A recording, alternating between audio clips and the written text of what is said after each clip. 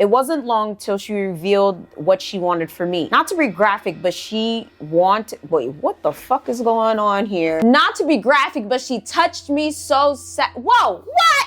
Hey, wait, hold up. It wasn't long till she revealed what she wanted from me. Not to be graphic, but she touched me, not to be demonetized, but actually indicated after she began to touch me, I pushed back into my body, leaned out of my protection circle, pushing her out. You would think that I learned my lesson after that. Of course you didn't, because I already knew this was a bad idea. What? Don't tell me you out here letting a spirit assault you.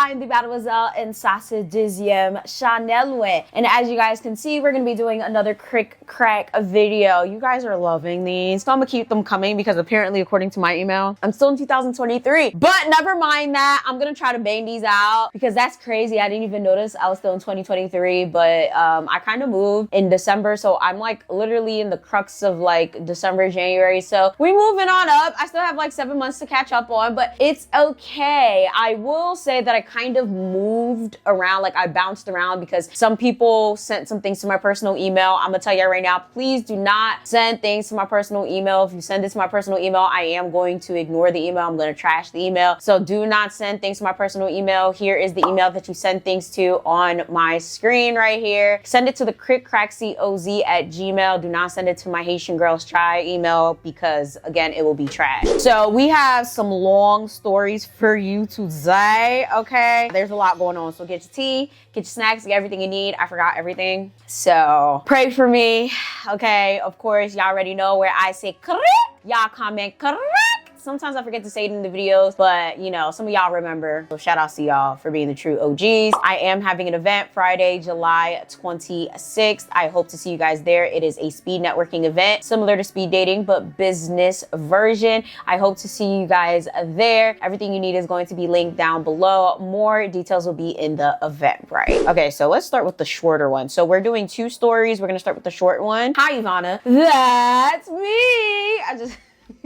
Comment down below if you know the reference. My name is blank. We do these anonymous. Even if you add your name, I'm gonna blank it out. And my family is of Haitian descent. I know my grandparents were into spirituality, but I don't remember much of it. Unfortunately, I was put into foster care, so I did not grow up with my family. Oh, I'm sorry. The fondest memory I have of my grandparents is them promising that they'll always be around when I was still living with. That's really nice. In childhood, I knew people's names before they told me, and a few times I popped up at schoolmates' house without ever being there to their houses before. Okay, you psychic? It always felt like something was guiding me to things I wanted, i.e., I was always finding money on the ground and running into people I wanted to see. Okay. It creeping my foster parents and peers out, so I stopped following and ignoring these feelings. Soon I stopped being able to do those things, and it seemed like I was running into a lot of bad luck. So from what I understand, if you ignore the gifts that you have, eventually they kind of like run out or go away, depending on who you are, what your lineage is, stuff like that. Same thing with like other gifts. Like if you stop singing, eventually you forget how to sing or you don't sing as well. Same thing with dancing, drawing. Spiritual gifts are sometimes the same way. Later in life, my grandparents passed away back to back. Oh, I'm so sorry. I was kind of angry at them for letting me go into foster care, so I didn't feel any connection to them anymore. Oh. However, it felt so heavy when they passed. Fast forward, I'm hanging out with a group of people I guess she meant shouldn't have been associating myself with, and it was negatively impacting my life. It always seemed like whenever I was supposed to hang out with them, things would go wrong, which seemed to make it harder to hang out with them. Well, that means you definitely shouldn't have been hanging out with them, which you pointed out. One night, we all planned on hanging out in a well-known party city. The previous night, I had a dream of my grandma scolding me about sitting on her couch. It felt like she was looking right at me. The day of, everything everything was going wrong. The power in my place went out, my car wouldn't turn on, I was catching every single light. I felt heavy and everything was making me want to go and party to forget about it. This night, my friends decide to start a big fight. I'm trying to put all them away from people, and then I feel myself getting pulled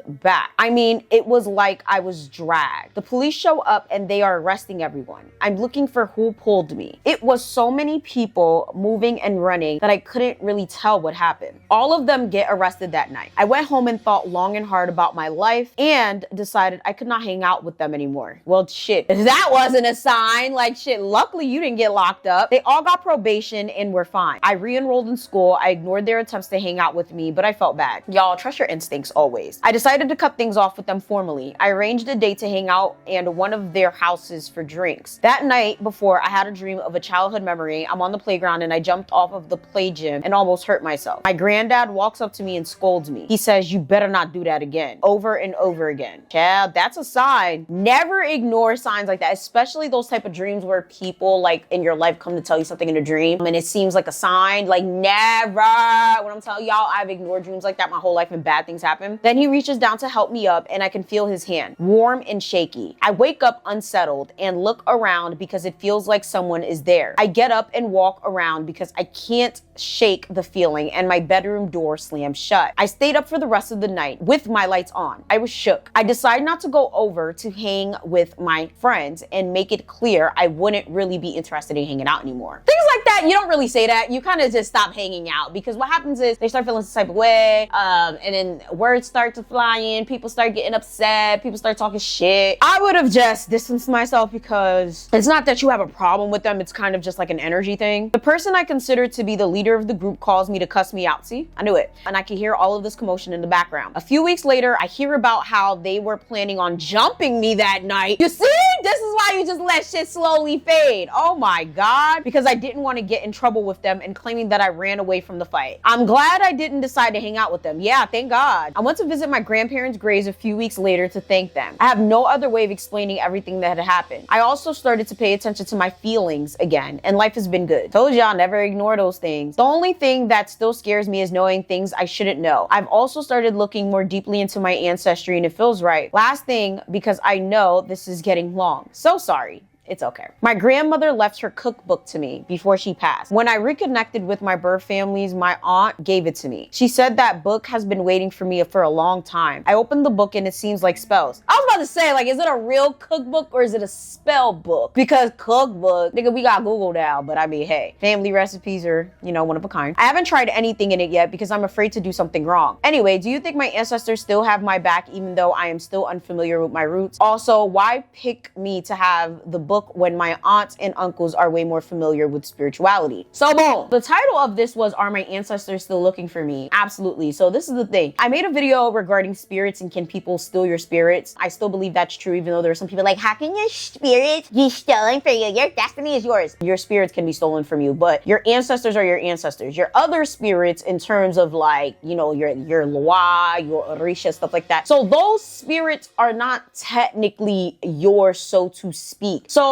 your Loa, your Orisha, like spirits that are attached to specific spiritual practices are not technically yours. They are spirits that are attached to you due to, you know, familiar practices and stuff like that. However, your ancestors, your familiar gods, people who have died in your family who possess specific spiritual powers, those are yours. People can't steal your ancestors. People can't steal your specific spiritual path. That's completely different. But like, say if I have, well, like I do, like, so I have like Erzuli, right? I have Ogu. I have like technically someone can come in and swoop them away from me. Like, yeah, they'll still be there, but whatever it is that they have like connected to me can be kind of swayed away from me because technically they're not mine. They kind of belong to my spiritual pantheon, if that makes sense. Hopefully I'm explaining that correctly, right? So when someone says like, yeah, your spirits can be stolen, it's not technically like your spirits that can be stolen, but the ones that belong to technically everyone can be guided away towards you, or your destiny can be shaped away from what is good for you and be used to someone else's devices, if that makes sense, right? So in your case, technically you are your grandparents' grandchild, right? So realistically, some people just have favorites, okay? Like, I feel like it's bullshit when people say parents, grandparents, aunts, uncles, whatever, don't have favorites. I feel like everyone have favorites. I just feel like people are just not gonna say it out loud. I feel like parents are not gonna say, well, Haitian parents are a different breed. Haitian parents, I've heard Haitian parents say, yep, that's my favorite, I don't like that kid, whatever the case may be. I feel like since you were the one that was put up for foster care, you would be the one that would need the spells more than anyone else, right? You're the one that would technically need to be connected to your lineage more than anyone. Like everyone else, yeah, like would be more connected to the spiritual path. They have their tools, they had the family, they probably had more experience, they were more connected. You weren't. So if anyone was to be given a book of spells, it would be you. You would be the one that would need it, right? You would be the one that would need the protection. You would be the one that would need something to guide you in your path of spirituality. You know, they don't know where the hell you would have ended up. You could have ended up with a damn, you know, Chinese family, an Indian family, a freaking white American family that knows nothing about this stuff, right? So to be honest, who else would be better to get the book? I understand that you might be hesitant to, you know, open the book and do something wrong, to be quite honest with you, especially because like on social media, you have a lot of people telling you what to do, what not to do, how to do things. I feel like there are right ways and wrong ways to do things, but I also feel like everyone's spiritual path is different. Now, I don't want to say there's no right or wrong way to do things, because there are, but I feel like you're not going to know unless you try. And I also feel like when it comes to spiritual practices that come from your lineage, you know, start small and go from there and reach out to your family, you know, like your aunts, uncles, whoever it is that you have. And definitely, you know, like take baby steps and do what you can. You already have certain gifts, so explore there. So let's go into this next story. Like I said, it's pretty long. So hopefully I survive without choking on my spit because my mouth is already super dry. Thank you guys so much for sticking with me because we're already halfway through the video and it's already getting a little long. And comment down below some advice for this first person. So next one, fell in love with a demon. Y'all titles be cracking me up. Hello, I just want to say I love your videos and can't get enough of them. Thank you so very much. I just love the way you are doing your part to break down stereotypes with voodoo religions and spirituality overall. Get comfortable with this one. It's a long one. I know. Child, I should go get my water, but I know if I get uncomfortable, it's gonna be hard for me to be comfortable again. So I am native Brazilian with African and white roots. Jesus Christ, that is a lot. I don't know how you deal with that spiritually because that's a lot of different ancestry there. I grew up Christian, but I never felt like it was my total truth. Definitely isn't. Ever since I was a child, I was able to sense and see creatures around, especially near nature. Ooh, Chad, I know that's terrifying. They were mostly harmless and were mostly informative about the people around me. But then I had to move to America and in a place where there wasn't much nature and trees. This is when my vision scared me instead of interested me. I would see dark entities around people. I had no one to talk to about this because everyone in my family was super religious immigrant Christians. The ones who know. Why I had to add immigrant part. Yeah, if y'all don't know, right? Being an immigrant is a hard experience. Being a child of an immigrant is very difficult. I will say, like, when you have parents who are immigrants, they kind of experience this urge to fit in. So they kind of push that on you as a child, and it's hard to explain. Y'all know what I'm talking about, right? Like, comment down below if you understand what I'm talking about. Being an immigrant or child, it's very different because it's like they try to fit in and then they try to like be so stereotypical, and then they kind of add this impossible, right? This really, really impossible feeling of like, oh, you gotta do this, you gotta do that, you can't do this, you can't go here, you know, oh, you gotta go to church, you gotta go to school, you know, it's this impossible, like you have to be perfect and fit into this mold, or like you ain't shit. So I know exactly what you're talking about. Like, it's, oh my God. Jesus. I started to dress in black and other dark colors to try to maybe fool those spirits into thinking I was one of them. Wait, what? Chad, I ain't never heard nothing like that. Wait, what? Mind you, I was 7 during all of this. I've never heard of anybody try to do anything like that. I tried not looking into their eyes or talking to anyone with any sort of creature near them, making me mostly alone during my childhood. Yeah, that's terrifying. I used to see things as a child too, but I don't remember seeing them near specific people. They kind of used to just show up on their own. Even though I was not taught yet any spiritual spells, I knew some instinctively through blood. Okay, that's different. I knew that if I sacrificed something, I would be able to get a spiritual wish come true. So at the age of 8, I sacrificed a percentage of my vision to turn off the spirit world from being seen. Fast forward 9 years, my mom opens up about her past in the Brazilian voodoo religion, Macumba. Oh, I've heard of it, but I don't know much about it. She explains that in the family, people are born with spiritual gifts because of our blood. Even though she sees herself as a pure Christian now, she still casts some earthly spells for knowledge, such as connecting someone's soul to a plant to monitor their life pulse. Jesus Christ. Around this time, my sacrifice has stopped working, and I began not to see, but more feel the presence of creatures again. Oh, damn, that's annoying. But thankfully, we moved to a place with more nature and trees, so I warmed up again to the spirit world slowly. But this time, a dark entity has been following me. Ooh, child. I spent most of the time trying to go outside, but he would grab me by the arm and trap me. Oh, Lord. I wish I could have seen him to understand what he was. I don't remember exactly what he was whispering to me, but sooner or later, I become numb to what he was doing. The only time he would affect me now was when he possessed my body as I slept to trash my room. What the fuck?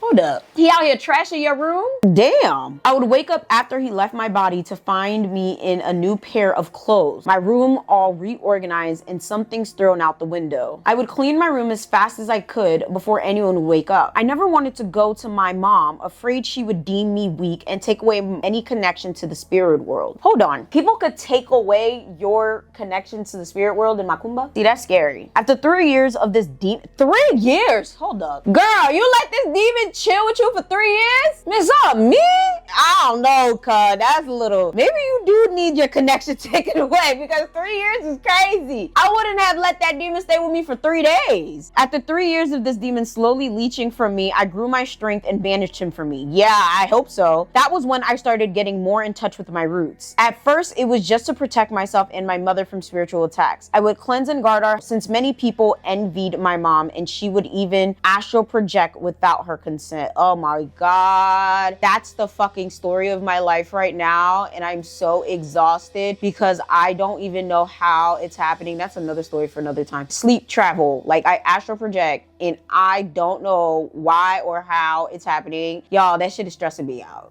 Like, I'm so tired because it's like I'm sleeping, I'm not sleeping.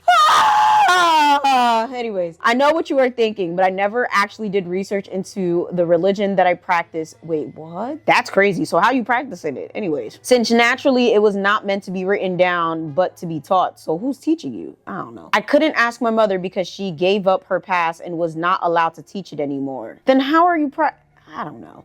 This is also something I had to protect from her because she left the religion. She was cursed. Wait, what? Hold up. So she's cursed with the religion. She's not allowed to teach it, but you're practicing it? Why are you practicing it then? Girl, that's too much. That's too much. Oh, hold up. I gotta sit up now because it's giving, this is not a good idea. It's giving, get the holy water. Since I live in the States and all my immediate family became Christians, I asked my blood to guide me. If I knew about sacrifice for a price, I thought if I actively tried, I would be able to learn much more. If I'm not mistaken, I think last time you did that, it wasn't too much of a good idea. But hey, my theory was correct. I was able to tap into most of the practices. I was even able to find a priestess to teach me. Okay, well, that's good. She indicated that a lot of what I was doing was correct already. The things I got wrong are just things that I adapted from internet spiritualism. Oh my God, the internet, the internet, the internet. I keep telling y'all stop going on the goddamn internet. I found that the thing that I liked the most was communication. I loved communicating with the dead and getting perspective from them. Me too. Since now, because of my sacrifice long ago, I still can't physically see the spirits anymore. You did sacrifice it. You definitely did. Plus, I never could hear or listen. To bridge that gap, I learned how to do spiritual possession. Oh God, something's telling me this is not gonna go right. Something is just telling me this is not gonna be a good idea. I would set up protections and rules for my body. Then I would go out and search for these spirits. That's not a good idea. I felt like trying to find wisps through ink. The best way to imagine it is to see a feather flowing through ink. Then I would fly through them and they would come back into my body. Oh my God. I did this for a year till I met this woman named Clarice. She presented herself as being someone who died in the 20s due to poison dose of moonshine. Ooh, that sounds uncomfortable. We would talk all night long. I found her riveting and she became one of my regulars. She was smart, funny, and elegant. Her voice flowed like honey. Even though as I write this, I miss her. It wasn't long till she revealed what she wanted for me. Not to be graphic, but wait, what the fuck is going on here? Not to be graphic, but she touched me so sad. Whoa, what? Hey, wait, hold up. It wasn't long till she revealed what she wanted from me. Not to be graphic, but she touched me, not to be demonetized, but actually indicated that's how she got energy. After she began to touch me, I pushed back into my body, leaned out of my protection circle, pushing her out. You would think that I learned my lesson after that. Of course you didn't, because I already knew this was a bad idea. What? Don't tell me you out here letting a spirit assault you. But everyone else who I would talk to would not compare to her.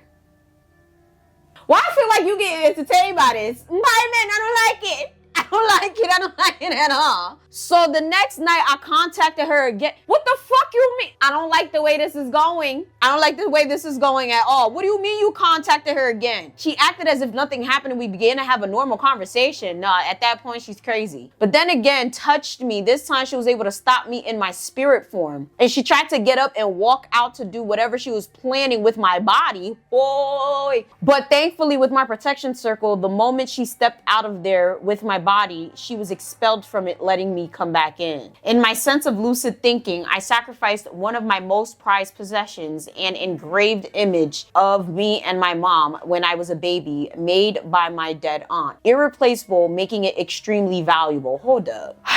I burned it, and with it, I got the true name of the demon who presented herself as Clarice. So it was a demon that presented herself as a dead girl. Whoa! My deal was also for me, after banishing her, to forget her true name, so I may never, in point of weakness, summon her again. Thank goodness past me was looking out for myself, because sometimes I think about talking to her again. Are you guys okay? Talking to her for what? Talking to her for what? You want to lose your booty hole? Like, hey, yo! Like, yo, what? Y'all are crazy. Y'all are crazy, bruh. Y'all are crazy. Talking to her for what? I think about talking to her again because to this day, 2 years later, I have not yet found anyone else wandering the spirit world that is worth talking to. Thank you for reading and continuing to do what you're doing. Please stop jumping in and out of people's spiritual...